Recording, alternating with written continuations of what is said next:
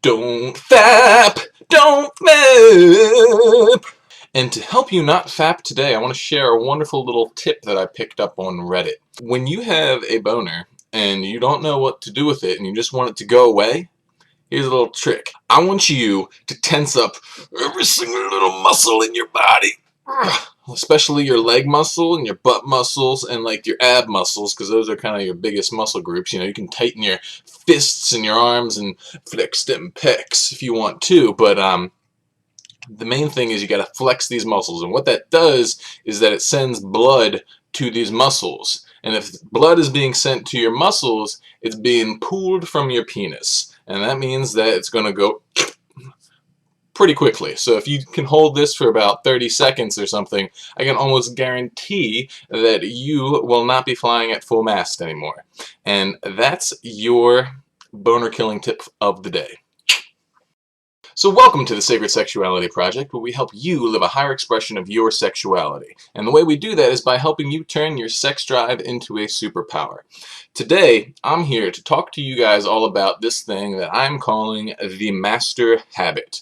So in this video, I'm going to be telling you how to trade your masturbation habit for the master habit. So here's a simple definition of the master habit. It's just constantly stepping over the line of your comfort zone. Because what happens to us is that our comfort zone ends up being a prison, okay? We get so afraid of discomfort that we shy away from it and we try and stick to this realm that we deem comfortable. And this ends up eventually choking us because these walls collapse inwards and it sucks. Chances are, actually, the whole reason you are viewing this is because something very similar happened to you. So here's how our fear of discomfort becomes this ever-shrinking prison. All right, take a second to think about it. All right, any kind of addiction, you know, whether it's pornography and masturbation or drugs or whatever it is, it usually happens and forms because someone is trying to find a way to modify their level of comfort. So the way it usually starts is that someone doesn't like the way they feel, whether it's horny, bored, angry, depressed, anxious, whatever, and they turn to this behavior because it helps them run away from that feeling. Okay, and that's why I call these things escape behaviors, because you're running away. Almost everyone these days has some sort of escape behavior. The main one we focus on here is obviously pornography and masturbation, but I mean things like food, alcohol, drugs, TV, internet, and video games are also extremely popular, to the point where I feel like almost every single person is using some sort of crutch to help them run away from things that they don't like. The big problem with this is that you really can't outrun discomfort. Sooner or later it's going to catch up to you, and your only option really is to learn how to confront that pain and, you know, change the things that are causing the pain in the first place, or to essentially run faster. And for a drug addict that would mean you know, either more drugs or more intense drugs, and for a porn addict it would mean more porn or more intense porn. So here's a way that I like to look at this relationship and kind of break it down, okay? I want you to imagine that almost everyone has this boogeyman, and he's the boogeyman of pain, and everyone's afraid of him, okay? When he shows up, you run because you're afraid of discomfort and feeling bad, and when he shows up, that's what's coming. So the problem with running from this boogeyman is that eventually you're going to get tired, and when you get tired, that boogeyman catches up to you and he just starts beating the crap out of you because you're afraid of him, so you just curl up in the fetal position and take it. And as soon as you recover enough energy, you just get up and start running again because you don't want to get beat up anymore. And this just happens over and over and over again, of you running away, getting caught, running away, getting caught, and it's eventually going to lead to some kind of depression or apathy or, you know, just a lousy life in general. And I believe that the reason so many people are on antidepressant medications these days is because our society sets up these escape behaviors as an answer, but really they just get us into a you know, running match with the boogeyman. So how do we get out of this? Okay, well, the way I see it is that we need to flip this cycle around, and that's where the master habit comes in. The master habit is when that boogeyman shows up and starts standing in the way of the thing that's best for you. You know, he's trying to make it seem all uncomfortable and hard. Instead of running away from the pain, you run directly at it. So all the master habit really is constantly facing your fear of discomfort and moving through it instead of moving away from it. So in practical terms, when you are getting the urge to watch pornography or masturbate, what you are really doing is you're engaging in a struggle with discomfort, okay? And if you're afraid of this discomfort, afraid of this pain, then you're going to run away from it and you're going to relapse. And what I want you to do is instead embrace that pain. Open yourself up to it and allow yourself to feel it. Because once you do that, you're actually going to be able to move through that discomfort and get to where you want to be. Whether it's, 90 days of NoFap, or if it's, a diet, or even just trying to make better use of your time to do things that really matter to you and are going to make a good life. It's all the same thing. It's moving through that discomfort versus running away from it. So by constantly chasing discomfort, what you're going to be doing is continuously stretching that comfort zone. Every single time you step out beyond that comfort zone, that comfort zone is getting stretched because you're, building up a tolerance to this discomfort. And ultimately, the goal is to become comfortable with discomfort.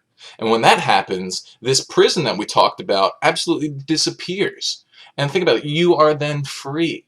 Imagine if you could deal with discomfort, what you could do. Literally, you could do anything, because that's what always stops us. It's that fear. It's that feeling that, like, oh, I don't want to feel this anymore, or I don't want to do that because it would be scary and it would make me hurt. It's moving beyond that so that those kind of feelings no longer control you and force you into a life that's less than what you really desire.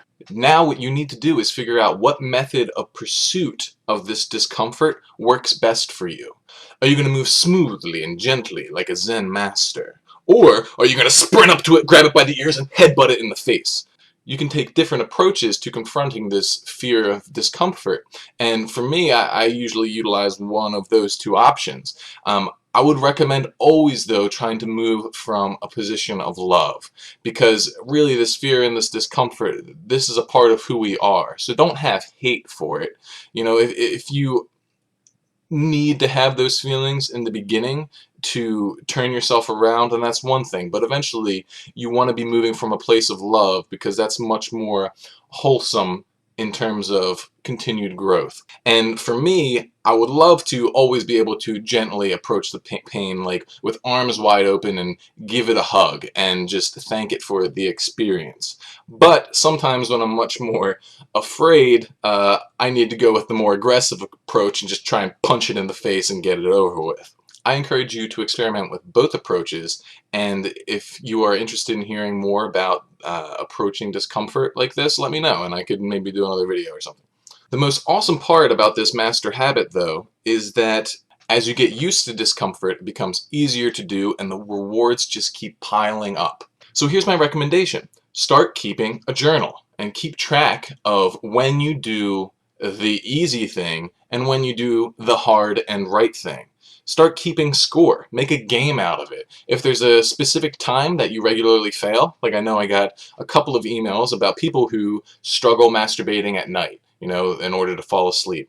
Key in on that time and focus on trying to beat your score in there.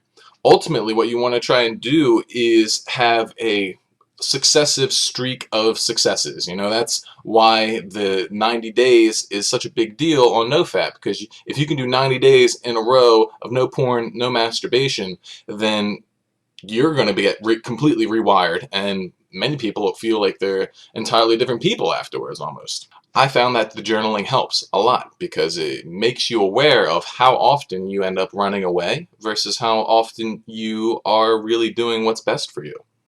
So hopefully you found this video helpful and are ready to start building this master habit. In other big news, the website for the Sacred Sexuality Project is now up. I'm always adding new content to the videos, the Q&A, or the blog, so if you're someone who's struggling in your NoFap journey, make sure you throw a little bookmark up into your bookmarks bar to my website so you can constantly get some fresh inspiration. This is especially helpful when you're dealing with an urge you need to click somewhere good quick. In fact, if you're easily triggered, it may be best to watch my videos on my website, because then you won't have to deal with the related videos on the sides and them having possibly some triggering content in them. I also have a new Twitter and am developing a newsletter to help all of you stay up to date on everything I'm putting out, because it's a lot. So make sure you follow me and you sign up for that newsletter, and I can make sure that it's going to be good, solid content that will help you out in your journey. As always, like, subscribe, upvote, and stay clean!